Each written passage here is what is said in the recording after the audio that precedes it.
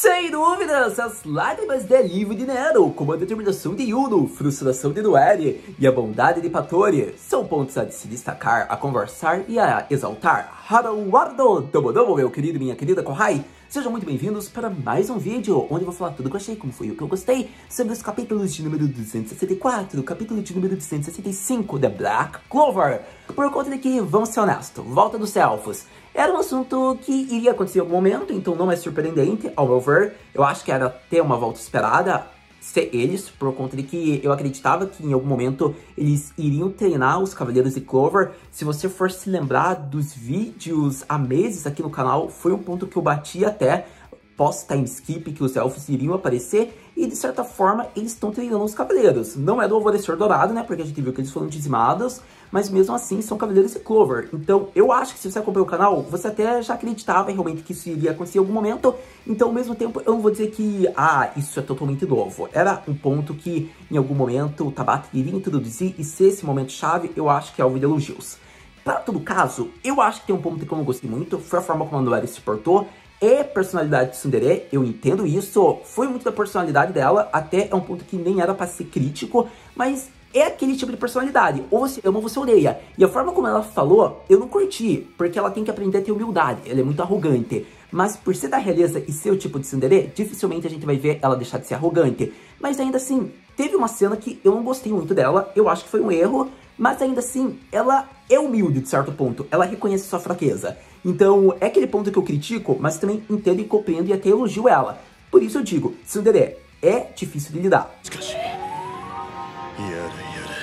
Mas, por todo caso, já dizendo um pouco da minha visão sobre a forma como a Noelle se portou com o Patori pedindo ajuda. Foi uma cena que me irritou um pouco, mas dá pra entender, e ela até mostrou um pouquinho, bem pouquinho de humildade, embora ela não precisava ter falado daquela maneira toda exaltada, provavelmente. Para todo caso, eu acho que outra parte que eu tenho que falar é a Nero. Sério, cara. Não tem como, ó. O foco era pra ter sido a Noelle, é pra ela representar, digamos que, personagem principal, ser a protagonista quando o Asta, quando o Yuno não surge. Mas quando você me coloca a Nero, a face dela de alívio, de lágrima, por ver que a irmã do seu mestre, seu mentor, seu grande amor, que era o primeiro Rimago Lumiar, ficou viva, ficou bem, pôde dar luz às crianças dela e de Rito, não tem como. Eu acho que roubou todos os holofotes e você chora, se emociona e fica empolgado e fala hashtag Best Girl, porque não tem como. A Nero, tipo, fez totalmente ser relevante o capítulo. O quanto a gente se frustra quando era no final, a gente lembra da Nero e fala, já valeu a pena só por essa cena.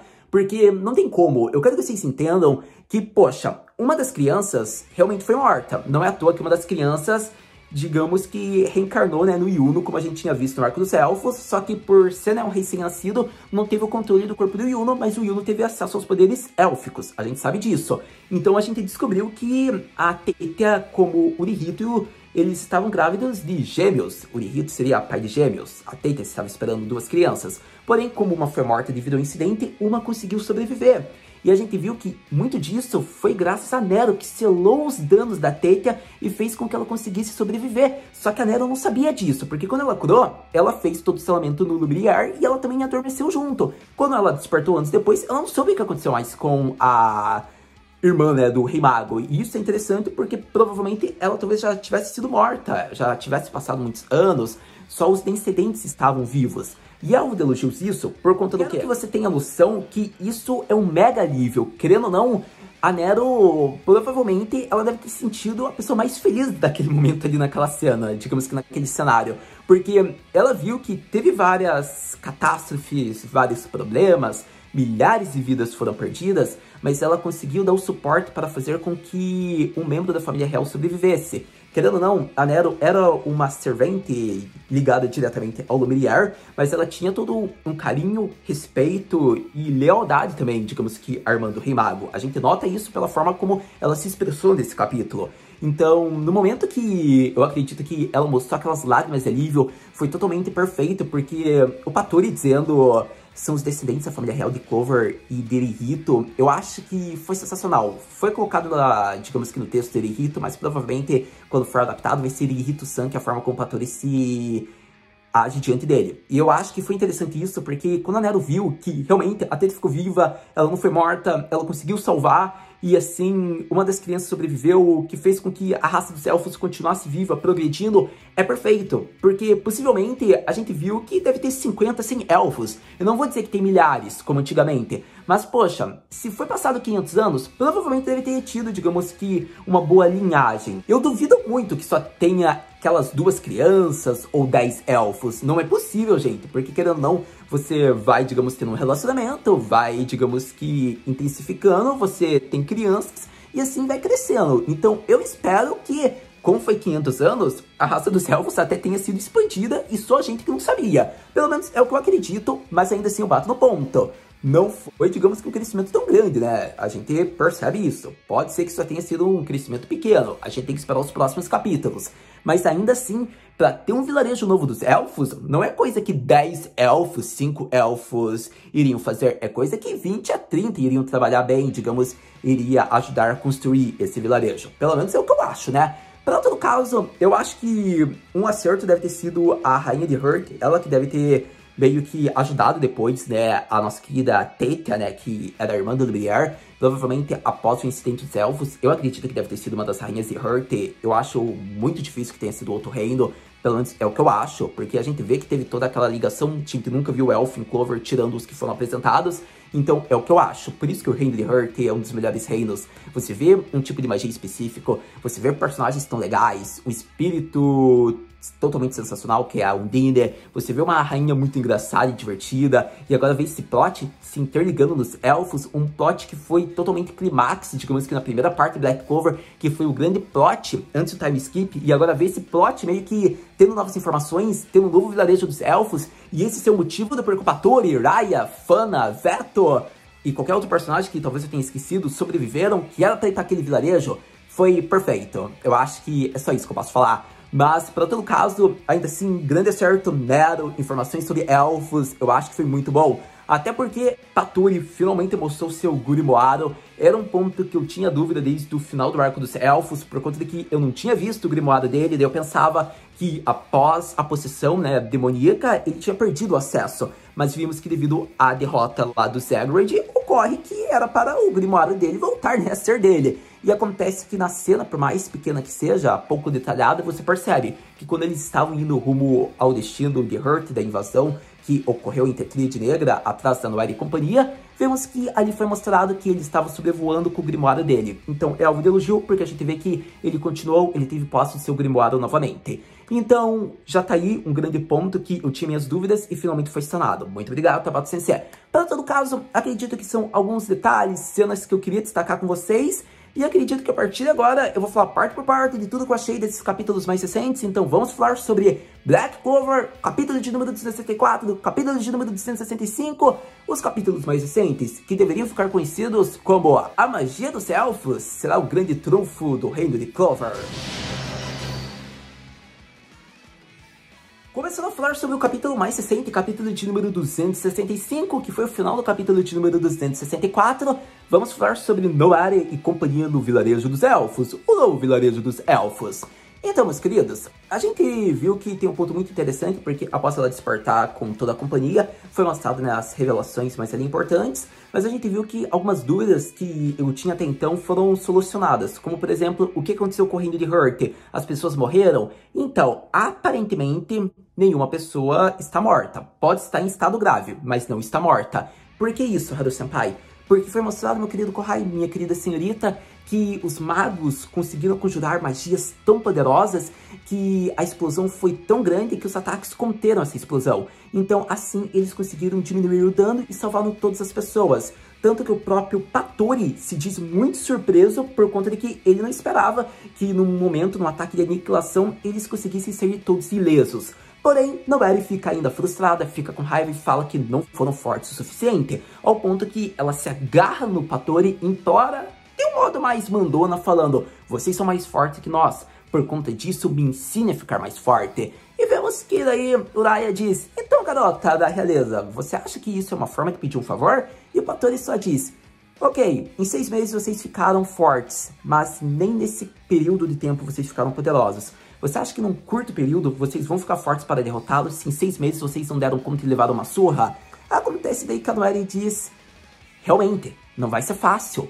Mas mais difícil que isso é você desistir de querer ficar mais forte. E a partir disso foi o modo basta ativado, essa declaração, todos que estavam ali falando queremos ficar mais forte. E daí acontece que o Pattori se convence e fala, então tá, era isso que eu queria ouvir, eu irei lhe ensinar a magia dos elfos. E assim conclui o capítulo, onde iremos abordar alguns pontos importantes. Começando a abordar 3 pontos importantes, e no primeiro, meu querido Pattori, grande desenvolvimento, um dos melhores personagens de Black Clover em apresentar, digamos que uma grande mudança e amadurecimento. Por conta do que a gente vê todo o plot dele no arco dos elfos, e a gente vê que nesse momento, pra ele falar, eu irei lhe ensinar a magia dos elfos, não tem como você não ter, digamos que umas memórias de tudo que ocorreu na história. Seja tendo lido o mangá, seja tendo visto a adaptação em anime, você tipo pensa, caraca, que personagem. Porque, querendo ou não, antigamente odiava humanos, depois descobre tudo que foi traído, foi enganado, ajuda na guerra final ali, no clímax. E agora vê toda a situação do reino, do mundo, e ocorre que mesmo tendo feridas, mas sabendo tudo que aconteceu, ele vai ajudar, vai estender as mãos visando o futuro, visando o objetivo do rito, do Luminar, e pelos laços construídos provavelmente com Asta, talvez Yuno, ele fala, eu vou lhe ensinar, não tem como, você pensa, caraca, que personagem, que mudança, que amadurecimento, porque você fica orgulhoso de ver a forma como o Pattori se porta. Querendo ou não, ele é o novo líder, digamos que, dos elfos. Ele já estava guiando, mas não tem como. Com essa personalidade, esse aspecto atual, eu posso dizer que o Pattori, ele apresenta muito bem uma liderança e provavelmente o Urihito está muito orgulhoso dele. Então, sério, eu curti pra caramba ter visto a forma como ele agiu e falou. E ao ponto disso, a gente vai para o segundo ponto, onde a gente ainda se interliga no Pattori, porque a gente vai falar sobre a magia dos elfos. Começando o segundo ponto, que é alvo de elogios, porque foi muito informativo sobre a ideia de conceder aos Cavaleiros de Clover a magia dos elfos, eu acho que devemos elogiar por conta de que eu quero que você se lembre do arco dos elfos. Você vê o nível que eles chegaram, querendo ou não, se não fosse por capitães mágicos como Mereoreona, Yami, o que seria do Reino de Clover, o que seria de Royal Knights. Se você for lembrar, eram capitães mágicos, algo bem diferente, então você já tem uma proporção que os elfos são muito poderosos. E eu acho que a melhor maneira de fazer com que você entenda o ponto é falando sobre o Uruk Elfo. Eu quero que você se lembre que é muito interessante isso, porque você vê o poder animal que ele apresentou. Não é à toa que o Asta teve que utilizar-se de tudo da Black Form e teve que quebrar seus limites para lutar contra o Uruk Elfo. E eu acho que é interessante isso porque eu quero que você lembre, o Uruk, ele ficou muito poderoso após ter sido possuído por um elfo. Não é à toa que a gente vê que ele teve uma facilidade com as runas de Hurt.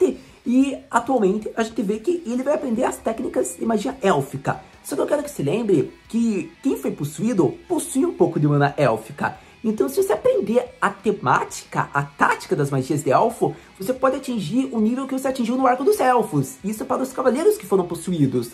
Então seria muito interessante, porque o Uruk já tinha ficado poderoso nesses 6 meses. Ele já tinha ficado poderoso também por ter sido possuído. Imagine agora sabendo as magias que ele usou quando era um elfo, só que estava sendo possuído. Ele vai atingir um novo patamar. Ele vai voltar no nível auge que ele apresentou, só que muito superior devido à experiência que ele já tem. Então, pra você ter ideia, tem cavaleiros que vão ficar num nível surpreendente, como Uruk, provavelmente Noeri, Leopoldo, eu diria. Eu acho que são os cavaleiros que eu mais destaco por conta de que a gente se lembra da Mereoreona, do Fuegorion, a gente vê que o Leopoldo é todo determinado, é tão poderoso quanto seus irmãos. Noeri nem preciso citar, ótimo plot de personagem, Tabata vai desenvolver ela num outro nível, já tô esperando Valkyrie Form Alpha. E eu acho que Uruk não tem como, é o que é mais esperado, porque a gente já viu ele, né, com os poderes de elfo.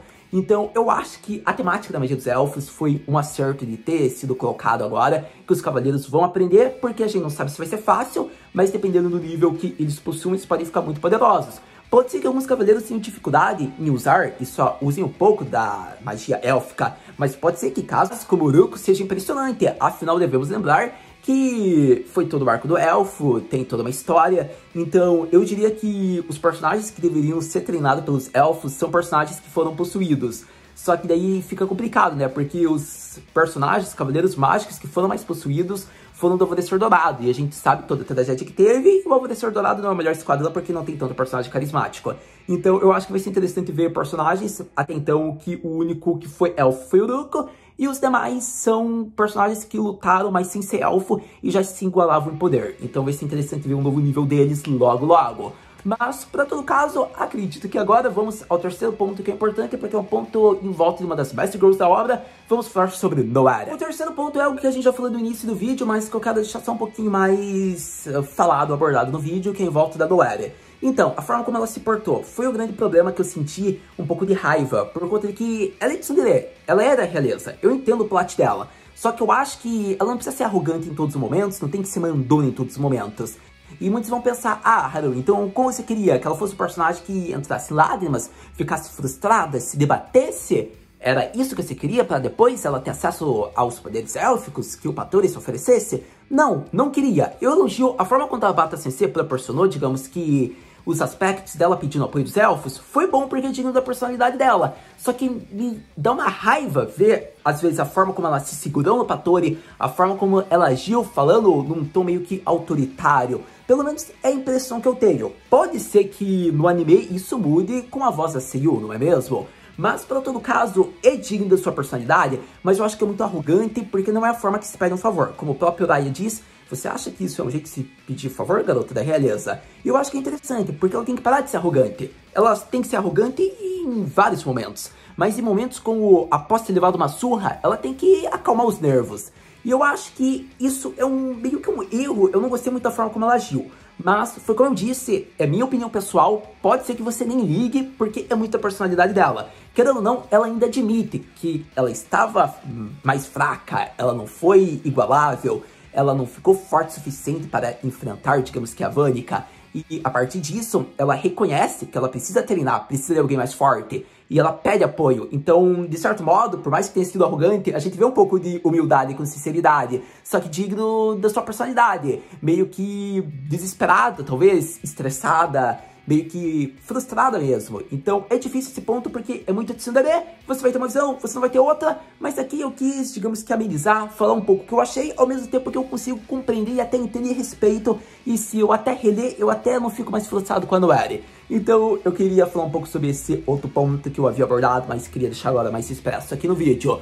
Para todo caso, capítulo de número 265, praticamente ressaltado, vamos falar um pouco de número 264. Ressaltando o capítulo de número 264, eu acho que vamos ao ponto alto, mais relevante, que foi nosso querido Príncipe de Spade. Vimos a Fúria de Yuno, o vice-capitão, capitão interino do Alvorecer Dourado. Por conta de que eu quero que vocês tenham noção que foi genial. Querendo ou não, o Yuno já estava intensificando a sua mana e falou: quero ver quem vai ter peito pra me impedir de ir nessa missão de infiltração. Quero ver. Vou lutar com todos vocês se for preciso, mas nós do Alvorecer Dourado, o esquadrão mais forte, seremos quem irá salvar William Verjus, nosso capitão que deu a vida para nos salvar e nos proteger, por ser seu orgulho e esperança. Sério, não teve como, me desculpa, mas eu acho que essa pose meio arrogante do Yuno, eu acho que é compreensível, porque literalmente ele falou: eu sei que vocês estão desconfiados do William Verjus, nosso querido capitão, desde o incidente dos elfos, porque ele não conseguiu defender o lado da humanidade, ao mesmo tempo que ele não optou pelos elfos. Porém, saiba que ele só foi selado, derrotado, capturado, porque ele estava lutando nos protegendo, visando não nos machucar e fazendo com que a gente tivesse segurança. Então, a partir disso, nós somos os únicos que devemos protegê-lo, pois ele é nosso capitão, foi graças à sua magia que nós ficamos salvos. E, sério, a partir desse momento, eu acho que eu quase aplaudi o Yuno, porque é aquela pose arrogante, mas que a gente bate palma, porque, sério, eu acho que foi uma fala sensacional, tipo, frenética. Então não tem como, a gente viu a declaração do Yuno, vimos a determinação da Noelle. Sério, os personagens principais estão sendo muito bem abordados e desenvolvidos, e tem meus elogios, porque isso é um dos grandes acertos da obra de Black Clover. Protagonista tem seu foco, sua importância, seu desenvolvimento, é quem normalmente ataca o boss final, mas a gente vê que tem personagens tão importantes quanto o protagonista que tem seu desenvolvimento e vemos que não é apenas um rival. Então, sério, aos elogios, aplaudi praticamente. E foi bacana ver, digamos que isso do Yuno, porque a gente viu os flashbacks da batalha lá do Verjus contra o Zeno. Então, é aos elogios, porque parecia uma derrota muito mais fácil ali pro William. E a gente pensava, nossa, mas como que ele perdeu tanto? A gente viu que tinha uma opinião, uma possibilidade, e foi mostrada nessa possibilidade, que foi por conta que ele estava tentando visar a segurança de seus subordinados. Então, digno, né, do nosso querido capitão do Alvorecer Dourado. Então, acredito que com isso a gente viu que o Nahato praticamente gostou da personalidade do Yuno, fala que tá dentro do esquadrão, Assim o Asta já acalma os ânimos, falando: vamos lá, Yuno, vamos salvar nossos capitães e acabar com a Tríade Negra. E assim conclui o capítulo de uma maneira bem épica. Sem dúvidas, ótimos capítulos para Black Clover, que eu deveria exaltar, ressaltar e abordar por conta de que não tem como. Eu acho que foi fascinante tudo que foi apresentado, ponto por ponto, seja as expressões de Cavaleiros Mágicos, Capitães Mágicos, como Asta no Zero, após ouvir uma notícia que foi um estardalhaço naquela reunião sobre o Príncipe de Spade. Eu acho que foi muito engraçado a reação do Zero, que tipo, agora eu entendo porque a mana dele era totalmente poderosa. Tá bom, só que o garoto sem magia não tem mana alguma, só que é tão poderoso quanto você que tem magia, você não disse nada, né? Ele não é da realeza. Pelo menos até agora, né? Pode ser que depois a gente não saiba. Mas, por todo caso, eu diria que outro elogio que deve ser exaltado foi a festa livre da Nero. Aquele cena foi muito bonitinha, aquece nosso coração. E, por todo caso, o ponto ali sobre o vilarejo do elfo é interessante, né, ser localizado em Hearth, até porque eu gostei daquele grande espírito dos elfos que falou sobre tudo, revelou pra eles o que eles deveriam fazer. Eu acho que isso é muito interessante, porque a gente vê que assim eles vão se interligar e talvez participem dessa possível invasão que vai ocorrer.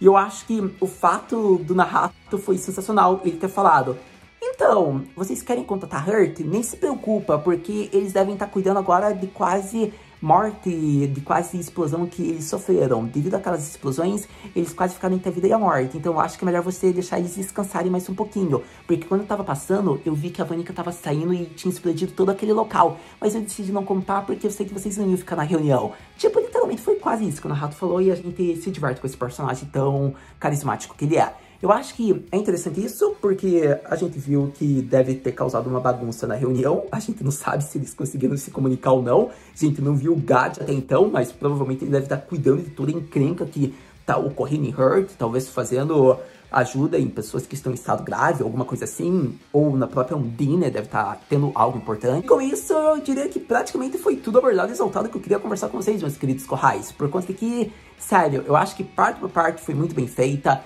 Eu acho que a forma como o Yuno já usou do seu poder de Príncipe de Spade, falando que ele é essencial para isso, indiretamente, né? Por conta de que ele tem um servo que ficou anos servindo a família real e deve saber tudo sobre o castelo e sobre os inimigos.